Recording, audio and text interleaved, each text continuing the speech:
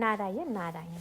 आज हम पढ़ रहे हैं आनंद यात्रा प्रथम पुष्प बाय धर्मेंद्र मोहन सिन्हा। चैप्टर दूसरा, अनुशासनिक विषय। चैप्टर 2 का पहला सेक्शन है चंचल मन का नियंत्रण। जीवन के संघर्ष में लगे व्यक्तियों को कई बार यह कठिनाई सताती है कि मन को किस प्रकार नियंत्रण में रखा जाए। काम चाहे कोई भी हो, पढ़ाई का, कार्यालय का, शिशु के लालन पालन का या घर गृहस्थी संभालने का, उस कार्य को करते समय मन उसमें एकाग्र न होकर किसी न किसी कारण से कई असंबंधित विषयों की ओर दौड़ता रहता है। छात्रों का मन पढ़ाई में न लगकर टीवी सीरियल के दृश्यों में लगा रहता है या आने वाली परीक्षा और अपनी तैयारी की कमी से परेशान रहता है। घर पर प्रातःकाल ही पत्नी और उसकी सास के बीच नोकझोंक हो जाए तो उसकी चिंता पति को दिन भर कार्यालय के काम के बीच बार बार सताती रहती है और सास बहू घर के काम करते हुए भी अपनी नोकझोंक की याद करते करते अलग परेशान रहती हैं। इसी प्रकार किसी महत्वपूर्ण व कठिन कार्य की तैयारी करते समय कर्मचारी का मन बार बार चिंताओं से ग्रसित होता रहता है। मेरी सारी मेहनत सफल होगी कि नहीं, सबको मेरा काम पसंद आएगा कि नहीं, इतना सारा काम इतने कम समय में कैसे करूं, यदि किसी दूसरे ने मेरे पीठ पीछे मेरा पत्ता काट दिया तो, नौकरी ही नहीं रहेगी तो रोजी रोटी कैसे चलेगी, आदि आदि। स्पष्ट है, ऐसे चंचल मन से काम ठीक तरह से नहीं हो पाता है। कर्तव्य पालन में मन का न लगना, कार्य संतोषजनक रीति से नहीं हो पाना, मन में एक बेचैनी या चिंता का बना रहना, इन्हीं सब कारणों से काम करते करते थकान बढ़ती रहती है और मन ऊब जाता है। लगातार तनाव और बिखराव बना रहा तो कई शारीरिक या मानसिक रोग भी व्यक्ति को अपना शिकार बना लेते हैं। जीवन की ऐसी अनेक समस्याओं के निराकरण के लिए यह आवश्यक है कि हम सर्वशक्तिमान, सर्वांतर्यामी, सर्वज्ञ और प्राणी मात्र के सुहृद परमात्मा की सत्ता पर अटूट विश्वास करें। जिस सत्ता ने हमें शरीर, प्राण और जीवन दिया है, उस पर विश्वास तो करना ही चाहिए। यह विचार ही अटूट विश्वास का तथा उन तीनों के सही उपयोग का आधार है। चैप्टर 3, श्लोक 9 और 10। शरीर, प्राण और जीवन के उचित उपयोग से परिस्थितियां समस्याओं के रूप में नहीं आती हैं। मानव को इस पर विचार करना आवश्यक है कि क्या वह नियति के द्वारा असंख्य झंझावातों और नुकीले कांटों से भरे इस संसार में अकेला ही जूझने के लिए फेंक दिया गया है। यदि हम थोड़ा सा विचार करें तो यह निश्चय होने में देर न लगेगी कि शारीरिक दृष्टि से तो हम पशु पक्षी आदि प्राणियों की तरह ही हैं, जो शारीरिक प्राणियों की आवश्यकताओं, भोजन, निद्रा और संतानोत्पादन की उलझनों से दिन रात जूझते हुए जीवन समाप्त कर देते हैं। किंतु अन्य जीवधारियों से भिन्न मानव को बुद्धि नामक एक विलक्षण तत्व भी दिया गया है, जो विचार शक्ति का पुंज है और जिसकी सहायता से मानव ने कला, विज्ञान और वैचारिक विषयों में सफलता प्राप्त की है। इसी अप्रतिम विचार शक्ति का सहारा लेकर मानव अपने मन के भटकाव को बिल्कुल शांत कर सकता है। प्रश्न 1, मन की चंचलता का मूल कारण क्या है? उत्तर, विचार करने पर पता चलता है कि सांसारिक अनुभवों से सुख लेने की और दुख से निवृत्ति की इच्छा ही मन के भटकाव का मुख्य कारण है। यदि हम अपनी स्मृति को पीछे की ओर दौड़ाएं तो हम पाएंगे कि भूतकाल में सुख और दुख के निमित्त तो थोड़ी सी ही देर के लिए हमें सुखी अथवा दुखी करके स्वयं काल के गाल में विलीन हो गए, किंतु सुख के बाद दुख और दुख के बाद फिर सुख आते रहे और हम उनका अनुभव भी करते रहे। इससे स्पष्ट होता है कि हम अनुभव करने वाली नित्य सत्ता हैं। यदि अपने इस निष्कर्ष का हम आदर करें तो हमें यह समझने में देर न लगेगी कि ऐसे असंख्य सुख और दुख के निमित्त प्रकट और विलीन होते रहते हैं, जैसे सागर में उठने वाली लहरों का प्रकट और विलीन होना। आज भी जो हर्ष और शोक का निमित्त हमें हर्षित या शोकाकुल कर रहा है, कुछ दिन बाद वह एक धूमिल सी याद रहकर अंततः विस्मृति के गर्त में विलीन हो जाएगा। फिर भी यह आवश्यक है कि वर्तमान में होने वाले इन अनुभवों से हम अपने मन को भटकाव से बचाते रहें। प्रश्न 2। मन को चंचल करने वाली परिस्थितियां बार बार क्यों आती हैं? उत्तर: वर्तमान में जो भी परिस्थिति हमारे सामने आती है वह हमारे ही पूर्वकृत कर्मों का फल है, जो हमने भूतकाल में उचित समझकर दूसरों के साथ किए हैं। चैप्टर 4 श्लोक 11। वर्तमान में उनका विधान हमारे परम हितैषी सुहृद भगवान की मंगलमयी कृपा से होता है। उसमें किए गए वाले कर्तव्यों के लिए आवश्यक क्षमता और योग्यता से भगवान हमें पहले ही संयुक्त कर देते हैं। यदि भगवत कृपा पर विश्वास हो तो प्राप्त सामर्थ्य का उपयोग करने पर ये सब परिस्थितियां सरलता से सुलझ जाती हैं और कल्याण का साधन बन जाती हैं। वर्तमान में दूसरों की देखा देखी हम अपने आप को असंख्य कामनाओं में फांसियों से बांध लेते हैं। कर्तव्य पालन द्वारा परिस्थितियों का निर्वाह करने के स्थान पर हम प्राप्त सामर्थ्य का दुरुपयोग उन कामनाओं की पूर्ति करने के लिए करने लगते हैं। कई बार तो ऐसा होता है कि हम स्वयं कामना पूर्ति के जाल में फंसकर अपने लिए नई नई कठिनाइयां उत्पन्न कर लेते हैं। उदाहरण स्वरूप, अर्थोपार्जन के लिए सत्य व्यापार न करके सट्टे या जुए से एक ही दिन में करोड़पति बनने की चेष्टा, अथवा परीक्षा में ऊंचे अंक प्राप्त करने की इच्छा से पाठ्यक्रम का अध्ययन न करके नकल द्वारा उत्तीर्ण होने की इच्छा, अथवा कार्यालय में कार्य को सत्य निष्ठा से करने की अपेक्षा उच्चाधिकारी को जैसे तैसे प्रसन्न कर प्रोन्नति पाने की इच्छा। इस प्रकार के कार्यों से थोड़ी मात्रा में कुछ क्षणिक सफलता मिल भी जाए तो भी उनके संपादन में किए गए अन्याय या अनुचित कर्म के फलस्वरूप भविष्य में भांति भांति की उलझनें उत्पन्न हो जाती हैं। विडंबना यह है कि इस प्रकार की अविहित कार्य और अधर्माचरण करने के मूल में जिन सुखों को प्राप्त करने की इच्छा होती है वे ही सुख प्रत्येक प्राणी को शारीरिक सुविधाओं के रूप में भगवान के मंगलमय विधान से स्वयं ही व्यवस्थित होते रहते हैं। चैप्टर 3 श्लोक 10। धर्म ग्रंथों के अनुशीलन अथवा महात्माओं के सत्संग से जब मनुष्य निस्वार्थ भाव पूर्वक लोकहित के लिए यज्ञ रूपी कर्तव्य कर्म करता है तब ही उसे इस विधान का स्पष्ट अनुभव हो जाता है। अतः प्रत्येक परिस्थिति में प्रफुल्लता व उत्साह पूर्वक कर्तव्य करने की सामर्थ्य सुगमता पूर्वक प्राप्त हो जाती है। किंतु ऐसा न करके दूसरों की देखा देखी वर्तमान समय का दुरुपयोग केवल भोग विलास में होता रहता है।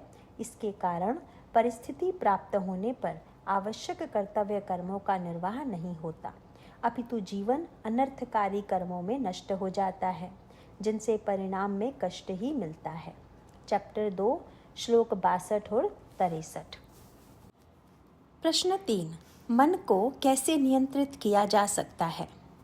उत्तर: यदि वर्तमान समय का सदुपयोग भगवत चिंतन, धर्म ग्रंथों के अनुशीलन और सत्संग में किया जाए और इनके द्वारा जागृत बुद्धि से मन पर नियंत्रण कठोर किया जाए तो मन में किसी प्रकार का भटकाव होने की संभावना नहीं रहती।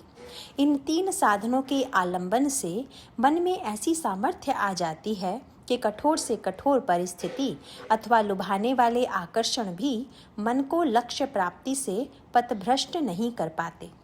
निष्कर्ष यह निकलता है कि जीवन में लुभाने वाली और डराने वाली परिस्थितियां तो आती ही रहेंगी। इन परिस्थितियों से सुख लेने की इच्छा और दुख लेने की आशंका ही दुख का मुख्य कारण है। इसके स्थान पर यदि हम प्रत्येक परिस्थिति का उपयोग कर्तव्य निर्धारण के लिए कर लें तो मन का भटकाव तुरंत शांत हो जाता है। भगवत कृपा पर अटूट विश्वास, धर्म ग्रंथों का निरंतर अनुशीलन और सत्संग ऐसे 3 साधन हैं जो इस कार्य में हमारे अत्यंत सहायक हो सकते हैं। चैप्टर 2 का सेक्शन 2, जीवन में सुख दुख का खेल। जब मन में अनुकूल वस्तु अथवा परिस्थिति की प्राप्ति होती है या किसी अभाव की पूर्ति, तब मन में एक विश्राम तुल्य अवस्था का बोध होता है। मन के इसी अनुभव को सुख कहते हैं। इसके प्रतिकूल अवस्था का बोध तब होता है तो वही दुख कहलाता है। प्रश्न 1, सुख दुख का अनुभव क्यों होता है? उत्तर, मनुष्य के वास्तविक स्वरूप में न तो सुख है और न दुख। जीवात्मा होने के कारण वह अविनाशी और पूर्ण चेतन सत्ता है। इसका अर्थ यह है कि न तो उसकी कभी मृत्यु हो सकती है, न कोई अभाव की कल्पना ही है, और चेतन होने के कारण उसे अपनी इस पूर्णता का अनुभव भी होता है। चैप्टर 2 का श्लोक 17। इसी पूर्णता के कारण वह हर पल आनंदित रहता है, अतः वह आनंद स्वरूप ही है। सुख का भाव तो बाहरी वस्तुओं पर निर्भर है जो परिवर्तनशील हैं। इसीलिए यह अनुभव स्थायी नहीं रह पाता, आने जाने वाला ही बना रहता है। आनंद का भाव अपने नित्य अपरिवर्तनशील स्वरूप पर ही निर्भर है, किसी बाहरी आलंबन पर नहीं। इसीलिए यह भाव कभी खंडित नहीं होता है, अपितु सदैव बना रहता है। इस आनंद रूप और अविनाशी चेतन जीवात्मा को व्यवहार में उपयोग के लिए ही शरीर मिला है। वह शरीर नित्य परिवर्तनशील होने के कारण अचेतन, जन्मने और मरने वाला और अस्थिर है। चैप्टर 2 श्लोक 18। यह अस्थिरता ही इसकी दुख रूपता का कारण है, क्योंकि चेतन जीवात्मा की शक्ति से जो अनुभव शरीर में होते हैं वे भी परिवर्तनशील हैं। अतएव नित्य बने रहने वाले जीवात्मा को इस परिवर्तनशील अनुभवों के होने से सुख और दुख की प्रतीति होती है। जब इंद्रियां किसी बाहरी विषय से संपर्क में आती हैं तो उसमें अनुकूलता का अनुभव होने से जीवात्मा को सुख का अनुभव होता है। विषय परिवर्तन के कारण उसे दुख का अनुभव होता है। इस प्रकार सुख के बाद दुख और दुख के बाद सुख आते रहते हैं। प्रश्न 2, तो क्या संसार के वस्तु परिस्थिति में सुख दुख है ही नहीं?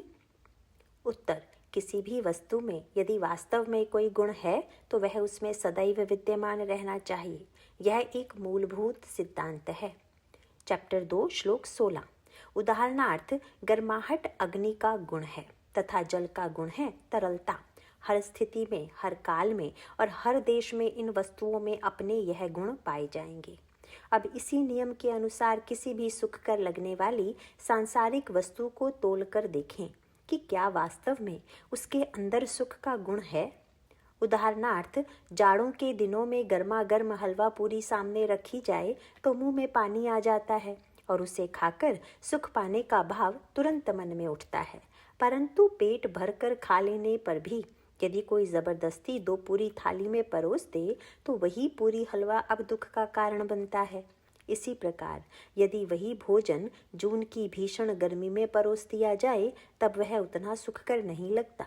इसका निष्कर्ष तो यही निकला कि उस स्वादिष्ट लगने वाले भोजन में सुख वास्तव में है ही नहीं।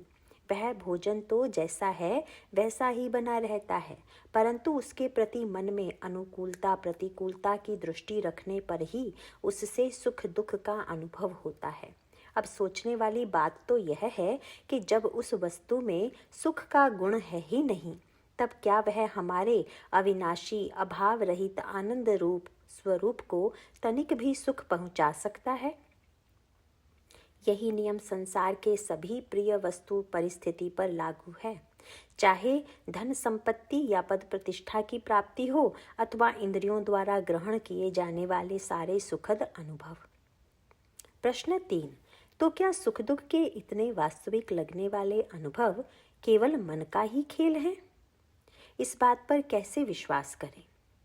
उत्तर, निम्नलिखित क्रम को अपने ही जीवन के अनुभव से मिलाकर उस पर विचार करके तथा अपने ही निष्कर्ष का फिर आदर करने से मन के इस खेल को समझकर उसको नियंत्रित किया जा सकता है। नंबर 1, स्वाभाविक अवस्था में मन शांत और संतुष्ट रहता है, क्योंकि उसका संपर्क बुद्धि द्वारा जीवात्मा की नित्यता, पूर्णता, चेतनता और आनंद रूपता से बना रहता है। इस कारण से शांत मन की स्वाभाविक स्थिति आनंद में ही होती है। नंबर 2, जब मन को शरीर की सत्ता का भान होता है तो उस नाशवान जड़ और दुख रूप सत्ता के संपर्क से वह अपनी नित्यता और आनंद में कमी का अनुभव करता है। इस अभाव से विचलित होकर मन में चंचलता आ जाती है। अपने आनंदमय स्वरूप से नाता छूट जाता है और दुख के भ्रम से ग्रसित हो जाता है।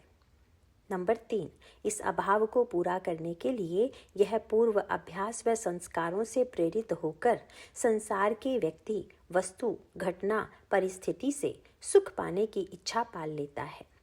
नंबर 4, इच्छित वस्तु को प्राप्त कर लेने पर उस अभाव के पूरे होने का भान हो जाता है, जिससे मन फिर से शांत हो जाता है। शांत होते ही वह पुनः अपनी आनंद रूपता से जुड़ जाता है। इस प्रकार उस आनंद में विश्राम पाकर सुख का अनुभव करता है। नंबर 5, विचार न करने के कारण उसे लगता है कि इच्छित वस्तु की प्राप्ति से उसे सुख मिला, परंतु सत्य तो यह है कि वह स्वयं सुख रूप तो हमेशा ही था। मन की चंचलता के कारण ही अपनी सुख रूपता का अनुभव नहीं हो पा रहा था। इच्छित वस्तु पाते ही मन शांत हुआ और उसने अपने ही स्वाभाविक आनंद से जुड़कर फिर से सुख का अनुभव कर लिया। नंबर 6, यह सुख तभी तक बना रहता है जब तक कोई अन्य वस्तु मन को आकर्षित करके उसमें यह भ्रम उत्पन्न न कर दे कि उस वस्तु की प्राप्ति के बिना वह अभावग्रस्त है। मन के इस प्रकार विचलित होने पर फिर वही क्रम आरंभ हो जाता है कि इच्छा पूर्ति से दुख निवारण हो। नंबर 7, बुद्धिमानी इसी में है कि मन के इस खेल का शिकार न बनकर हर पल अपनी आनंद रूप वास्तविकता से संपर्क पुष्ट करने की सतत चेष्टा की जाए। फिर बाहर की परिस्थिति, वस्तु या व्यक्ति में चाहे जो भी बदलाव आता रहे, मन उससे अप्रभावित रहकर बुद्धि के नियंत्रण से निरंतर आनंद रूप आत्मा से जुड़ा रहता है। इसी निष्कर्ष पर पहुंचने के लिए तथा इसकी योग्यता प्राप्त करने के लिए ही जीवन में विभिन्न प्रकार की परिस्थितियां हमारे लिए उपयोगी सामग्री के रूप में प्रस्तुत होती रहती हैं। प्रश्न 4, सुख भोग की इच्छा मनुष्य के व्यक्तित्व के किस भाग में रहती है? इस इच्छा का निर्माण कैसे होता है? उत्तर, चाहे सुख भोग हो या दुख भोग, सारे भोगों का अनुभव मनुष्य की ज्ञानेंद्रियों द्वारा होता है। नेत्र, श्रोत्र, नासिका, रसना और त्वचा ही मनुष्य की 5 ज्ञानेंद्रियां हैं। ज्ञानेंद्रियों में सुख और दुख के संस्कार पहले से ही विद्यमान रहते हैं। इन संस्कारों का निर्माण असंख्य पूर्व जन्मों में किए गए अनुभवों द्वारा होता है। इन्हीं संस्कारों के आधार पर एक ही माता पिता की विभिन्न संतानों में रुचि की भिन्नता हुआ करती है। जीवात्मा का अंतःकरण ही उसका स्वरूप है और उसी के अनुसार जन्मांतर में उसको भिन्न भिन्न योनियां प्राप्त होती हैं। चित्त में इन संस्कारों के अनुकूल किसी परिस्थिति का उदय होना सुख भोग को जन्म देता है और उसी तरह प्रतिकूल परिस्थिति प्राप्त होने पर दुख भोग का अनुभव देता है। आशा की बात यह है कि मनुष्य योनि ही एक वह योनि है जिसमें कर्म करके पुनः विभिन्न योनियों में जन्म मृत्यु के क्रम से मुक्ति पाने की स्वतंत्रता है। इस प्रकार मुक्ति के लिए कर्म करना ही योग कहलाता है, जो मनुष्य जीवन का लक्ष्य है। केवल सुख भोग करने और दुख भोग से बचने की इच्छा करना भोगासक्ति है और उन दोनों से ऊपर उठने के लिए कोई चेष्टा न करना अनंत काल तक जन्म के बाद मृत्यु और मृत्यु के बाद पुनः जन्म लेने के क्रम का सूत्रपात कर देता है। प्रश्न 5, मनुष्य होने के नाते हम बुद्धि से विचार करके इस सुख दुख के खेल का उपयोग कैसे कर सकते हैं? उत्तर, यह अनुभव हर व्यक्ति को है कि बड़े से बड़ा दुख उसे सदा के लिए दुखी नहीं कर सका और बड़े से बड़ा सुख उसे सदा के लिए सुखी नहीं कर सका। अतः निष्कर्ष यही निकलता है कि जीवात्मा का वास्तविक स्वरूप न सुखी है न दुखी, वह तो नित्य आनंद रूप है। उसे सुख और दुख के केवल निमित्त प्राप्त होते रहते हैं, जिनसे उसके मन में अनुकूलता और प्रतिकूलता का आगमन होता है और कुछ समय के लिए उसे उनका अनुभव हो जाता है। ये ऐसे ही हैं जैसे किसी श्वेत चादर पर लाल रंग के शीशे से पड़ने वाला प्रकाश उस पर कुछ समय के लिए लालिमा सी बिखेर देता है, जबकि चादर स्वयं लाल नहीं होती। हम यह निर्भ्रांत रूप से निश्चय कर सकते हैं कि हम इन सुखों और दुखों का केवल अनुभव करने वाले हैं, किंतु सुखी और दुखी होने का हमारा स्वभाव नहीं है। तब हम सुख प्राप्ति के लिए किसी बाहरी विषय को पाने का प्रयत्न नहीं करेंगे और इस प्रकार उसके परिवर्तन से होने वाले दुख से भी बचे रहेंगे। बाहरी विषयों के अपने आप प्राप्त होने पर उनका उपयोग फिर केवल अपने और अपने से संबंध मानने वाले स्वजनों के कल्याण के लिए होगा। अनुकूल अथवा प्रतिकूल जो भी बाहरी परिस्थिति आएगी, उसमें बुद्धि द्वारा कर्तव्य निर्धारण करने के लिए हम तत्पर हो जाएंगे। कर्तव्य निर्धारण हो जाने पर हम आवश्यक कर्म में भी प्रवृत्त होंगे, किंतु यह प्रवृत्ति न तो सुख प्राप्ति के लिए होगी और न दुख की निवृत्ति के लिए। चैप्टर 2 श्लोक 48। दृष्टि तब सुख दुख से ऊपर उठकर केवल कर्तव्य पर ही केंद्रित रहेगी। चैप्टर 2 सेक्शन 3 अल्पकालिक सुख से अखंड आनंद की ओर। प्रश्न 1। मनुष्य में स्वाभाविक रूप से भोगों के प्रति आसक्ति क्यों होती है? इस आसक्ति पर नियंत्रण बनाए रखने के लिए भगवान की सहायता हमें कैसे प्राप्त है? उत्तर। इसके 2 कारण हैं जो इस प्रकार हैं। नंबर 1, पूर्व जन्मों में भोगे हुए भोगों की स्मृतियाँ। नंबर 2, वर्तमान जीवन में लगभग सारे समय का कुसंग अर्थात भोगासक्त मनुष्यों के संग में सुख का अनुभव। वर्तमान मनुष्य जन्म से पूर्व प्रत्येक जीव द्वारा लगभग 84 लाख योनियों में जीवन यापन किया जा चुका है। इन सब योनियों में केवल सुख और दुख की व्यवस्था थी, उनसे ऊपर उठने की कोई चेष्टा करने की स्वतंत्रता नहीं थी। विभिन्न योनियों में शरीर बदलने पर भी अंतःकरण में इन भोगों की स्मृतियां संचित होती रहीं। इन योनियों में सुख दुख भोगते भोगते जीव अत्यंत त्रस्त होकर परमात्मा से प्रार्थना करता है। इस प्रार्थना के फलस्वरूप परम करुणामय परमात्मा जब मनुष्य शरीर देते हैं तो उसके साथ अपनी शक्ति से प्रकाशित बुद्धि तत्व भी दे देते हैं। कबहुक करि करुणा नर देही, देत ईस बिनुहे तु सनेही। उत्तरकांड दोहा 44 चौपाई 3। बुद्धि की सहायता से ही भोगासक्ति के सुख को त्यागना संभव होता है। इसके साथ ही भगवान यह अवसर अवश्य प्रदान करते हैं कि मनुष्य किसी पथ प्रदर्शक की सहायता से बुद्धि के द्वारा भोगासक्ति का नाश कर दिव्य जीवन प्राप्त करने के लिए कटिबद्ध हो जाए। किंतु वर्तमान जीवन में कुसंग के कारण मनुष्य भगवान के द्वारा प्रदत्त अवसर की निश्चय पूर्वक बार बार अवहेलना करता है और इसके विपरीत अपनी बुद्धि का उपयोग कामनाओं की पूर्ति और भोगों की प्राप्ति के लिए ही करता है। बार बार चेताए जाने पर भी वह दिव्य जीवन का मार्ग नहीं अपनाता और इस जीवन में इंद्रियों को तृप्त करने में निश्चय पूर्वक प्रवृत्त हो जाता है। इस कारण मनुष्य होते हुए भी वह खाने पीने, सोने और संतानोत्पत्ति करने में, पशु सदृश जीवन जीने में बड़ा गौरव मान लेता है। इस प्रकार वह इस जीवन के बाद 84 लाख भोग योनियों में पुनः उतर जाने की योजना तैयार कर लेता है। प्रश्न 2। असंख्य जन्मों की प्रबल भोग बुद्धि पर नियंत्रण कैसे रखा जा सकता है? उत्तर। भोगासक्ति से मुक्त होने का निदान यही है कि अवसर मिलते ही सत्शास्त्रों का अध्ययन, सत्संग और नाम जप करने में मनुष्य निश्चय पूर्वक लग जाए। इस प्रकार धीरे धीरे भोगासक्ति से मुक्ति होने लगती है।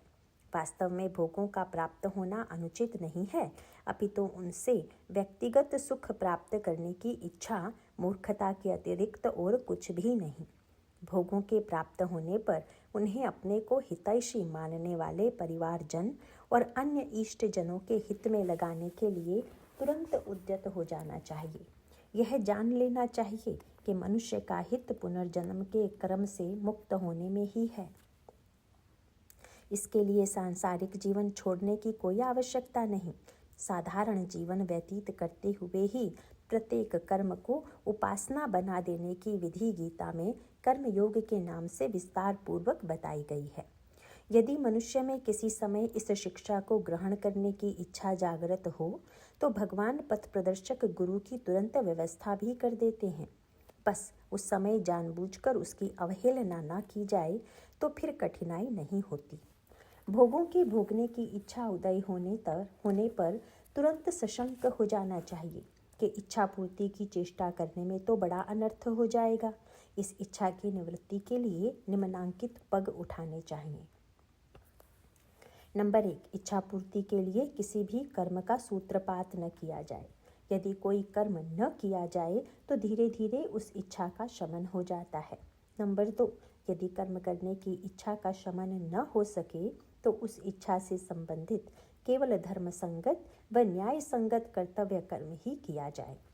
नंबर 3, उस कर्म से प्राप्त फल को न्यायपूर्वक रीति से उन लोगों में विभाजित कर दिया जाए जिनके सहयोग से उस कर्तव्य का पालन हो सका। मनुष्य के लिए ऐसा करना तभी सुगम हो जाता है जब दैनिक जीवन में नियमित रूप से स्वाध्याय, सत्संग और नाम जप होता रहे। भगवत कृपा से फिर एक ओर तो कर्तव्य करने की सुविधा प्राप्त हो जाती है और दूसरी ओर जीवन के लिए आवश्यक भोग सामग्री भी उपलब्ध होती रहती है। इस प्रकार अल्पकालिक सुख की आसक्ति लांघकर अखंड आनंद की प्राप्ति पर दृष्टि एकाग्र हो जाती है। कर्मयोग साधन की महिमा यही है कि इसका प्रत्यक्ष फल प्राप्त होता है, अर्थात थोड़ा सा भी कर्मयोग का आचरण करने पर उस अखंड आनंद की झलक वर्तमान काल में भी दिखने लगती है और लक्ष्य की ओर उत्साहवर्धन करती रहती है। अतः आवश्यकता तो केवल इस बात की है कि मनुष्य अल्पकालिक सुखों से संतुष्ट होकर धोखा खाने की मूर्खता ना करे। इसके स्थान पर अनंत अखंड आनंद प्राप्त करने के लिए अपना निश्चय दृढ़ कर ले और भगवान की शरण ग्रहण कर उस निश्चय के पालन के लिए सतत प्रयत्न करता रहे। गीता के अध्याय 3 कर्मयोग पर आधारित विशेष रूप से देखें उक्त अध्याय के श्लोक 7, 9 से 13, 16, 19, 20, 25, 37, 41 से 43। चैप्टर 2 सेक्शन 4 निश्चय में दृढ़ता कैसे आए। जिन युवाजनों को सद्ग्रंथों के पठन पाठन, संकीर्तन और नाम जप में रुचि हो गई है, उनको कई बार बहुत सी समस्याएं घेर लेती हैं। वे यह तो भली प्रकार जान जाते हैं कि मनुष्य जीवन का लक्ष्य भगवत प्राप्ति है और उसका सुगम साधन ईश्वर शरणागति में अनन्य भाव होना है। यह बोध हो जाने पर भी संसार में व्यवहार करने पर वे कभी कभी यह अनुभव करते हैं कि समाज में प्रचलित धर्म विरोधी विचारों का प्रभाव धीरे धीरे उन पर पड़ता जाता है। इस कारण उनका मन लक्ष्य प्राप्ति के निश्चय पर दृढ़ नहीं रह पाता। सांसारिक भोगों में आसक्ति बढ़ने लगती है। ईश्वर आलंबन और भगवान की शरण लेने की अपेक्षा परावलंबन की ओर प्रवृत्ति होने लगती है। धीरे धीरे भगवत प्राप्ति के निश्चय की दृढ़ता में भी कमी होने लगती है। ऐसा होने पर मन विचलित हो उठता है और यह समझ में नहीं आता कि उसे पुनः कैसे आत्मोन्नति के मार्ग पर आरूढ़ किया जाए। इस स्थिति से बचने के लिए 3 बातें मन को एकाग्र करके प्रयासपूर्वक चित्त में बैठा लेनी चाहिए। पहली बात यह है कि हमें यह मनुष्य जन्म लगभग 52 अरब वर्ष पशु जीवन के दुख और क्लेशपूर्ण धक्के खाने के बाद प्राप्त हुआ है। यद्यपि उसकी तुलना में मनुष्य जीवन की अवधि उतनी ही नगण्य है जैसे सागर की तुलना में एक बूंद, किंतु मनुष्य जीवन में इतनी शक्ति है कि इसमें किसी भी क्षण हम सदा के लिए पशु जीवन की दुख भरी भीषणता से बच सकते हैं। यह ऐसा ही है जैसे एक अत्यंत क्षुद्र अणु में इतनी शक्ति केंद्रित होती है कि वह कई देशों को समाप्त कर सकता है। पशु जीवन में पुनरावर्तन होने की इच्छा तो मूर्ख मनुष्य को भी नहीं होगी। इस छोटी सी बात को प्रत्येक जागृत क्षण में बार बार याद करते रहना चाहिए कि मनुष्य जीवन की समाप्ति से पहले ही जन्म मरण के चक्र को सदा के लिए समाप्त कर देना है और इसी संसार में जीवन जीते हुए भी ऐसा करना संभव है। चैप्टर 5 श्लोक 23। दूसरी बात यह है कि सुख भोग की इच्छा और दुख भोग की अनिच्छा प्रत्येक जीवधारी में रहती है, चाहे वह मनुष्य हो या कोई अन्य प्राणी। अंतर केवल इतना ही है कि बाहर से प्राप्त होने वाले सुखों और दुखों का बोध होते हुए भी उनसे प्रेरित होकर कर्म न करके उनके ऊपर सदैव नियंत्रण बनाए रखने की क्षमता केवल मनुष्य में है। सुख अथवा दुख का भोग तब होता है जब इंद्रियां बाहरी विषयों से संपर्क में आती हैं। चैप्टर 5 श्लोक 22। किंतु अन्य शरीरधारियों की अपेक्षा मनुष्य को जो बुद्धि नामक तत्व प्राप्त है, उसके उपयोग से यह बात एकदम समझ में आ जाती है कि भूतकाल में अनुभव किए सुख अथवा दुख हमें सदा के लिए सुखी या दुखी आज तक नहीं कर सके। अतः हमारा मौलिक रूप सुख व दुख से अप्रभावित रहता है, चाहे समय समय पर उनका बोध हमें होता रहे। यह ऐसा ही है जैसे नाव में बैठे व्यक्ति को नदी की ऊंची ऊंची तरंगें तो दिख पड़ती हैं और उन तरंगों से उसकी नाव भी ऊपर नीचे कुछ कुछ डगमगाने लगती है, किंतु वह भली प्रकार यह जानता है कि यदि वह नाव में बैठा रहे तो वे तरंगें उसका कुछ बिगाड़ नहीं सकती। अतः मनुष्य जीवन बाहरी परिस्थितियों में सुख दुख का बोध करते हुए भी उनसे प्रभावित होने के लिए नहीं बना है, वरन बुद्धि की नौका की सहायता से उनसे अप्रभावित रहने के लिए तथा उनका उपयोग करके अपने लक्ष्य की ओर बढ़ने के लिए ही बना है। ग तीसरी बात तो सदैव याद रखने की है, वह यह है कि स्वाध्याय, जप, कीर्तन, सत्संग आदि जो भी साधन हमें ज्ञात हैं, वे उपरोक्त स्थिति में हमें निरंतर बनाए रखने के लिए पूर्ण रूप से सक्षम हैं। चैप्टर 6 श्लोक 21 से 23।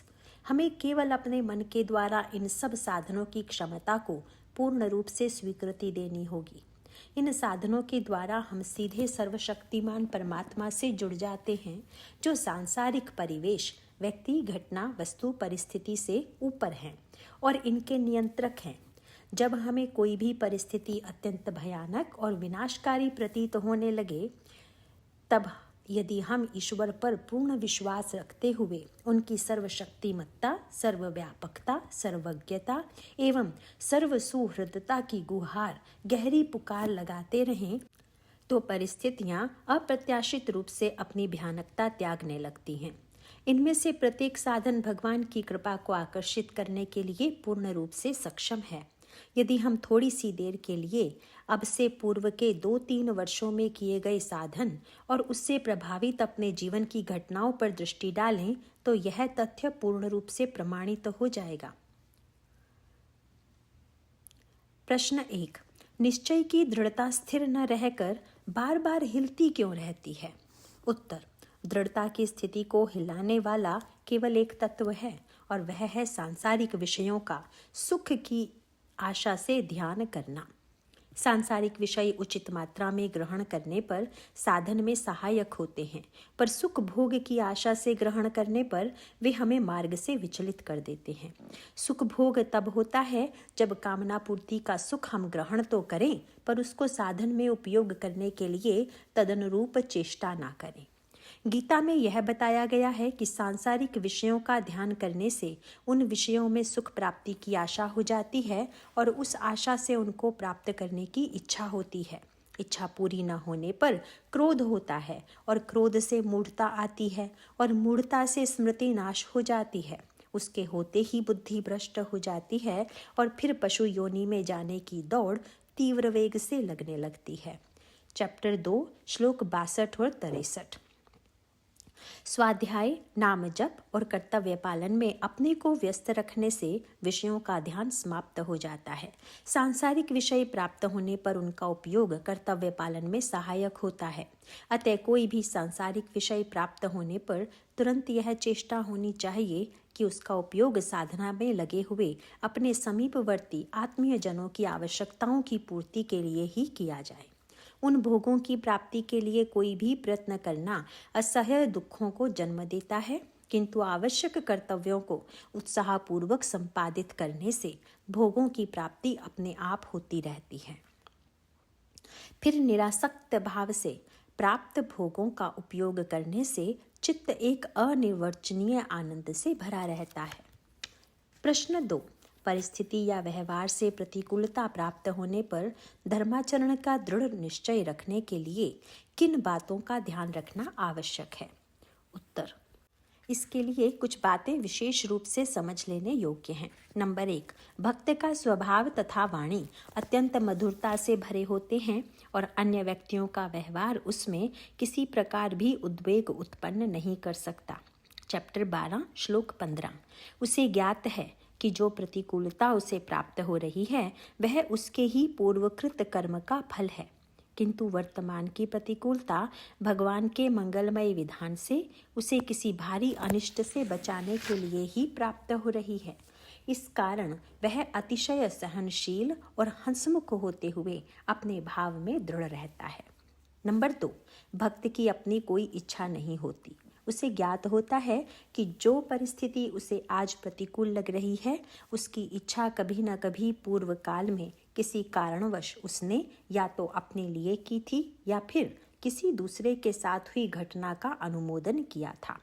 उदाहरणार्थ, यदि वर्तमान में किसी व्यक्ति के हाथ की हड्डी टूट जाए तो कदाचित पूर्व काल में उसने किसी अन्य व्यक्ति के साथ हुई ऐसी ही घटना के लिए यह प्रतिक्रिया की थी कि उस व्यक्ति के साथ जो हुआ वह अच्छा हुआ और उसके साथ यही होना चाहिए था। अतः वर्तमान में भक्त की अपनी कामना नहीं रहती और उसके साथ होने वाली प्रत्येक परिस्थिति को भगवान की इच्छा समझते हुए वह उसे सहर्ष स्वीकार्य होती है। उस प्रतिकूलता के उपयोग से वह अपना निश्चय दृढ़ कर लेता है कि अब दोबारा वह किसी के साथ ऐसा प्रतिकूल व्यवहार न कर बैठे। इस प्रकार यदि वर्तमान जीवन का लक्ष्य स्पष्ट हो तो उससे अपने आप सारी कामनाओं का पूर्ण रूपेण नाश हो जाता है। चैप्टर 3 श्लोक 42 और 43। नंबर 3, भयंकर से भयंकर परिस्थिति से भी शरीर का नाश तब तक नहीं होता जब तक भगवान की इच्छा न हो, और सुखमय से सुखमय परिस्थिति निश्चित क्षण से एक क्षण अधिक शरीर को सुरक्षित नहीं रख सकती। नाशमान शरीर का नाश तो प्रतिक्षण हो रहा है और मनुष्य का वास्तविक स्वरूप जीवात्मा सदैव अविनाशी और आनंदमय है। यही भक्त का प्रत्येक परिस्थिति में निर्भय होने का आधार है। चैप्टर 2 श्लोक 17 और 18। यहाँ पर चैप्टर 2 खत्म होता है। नारायण नारायण।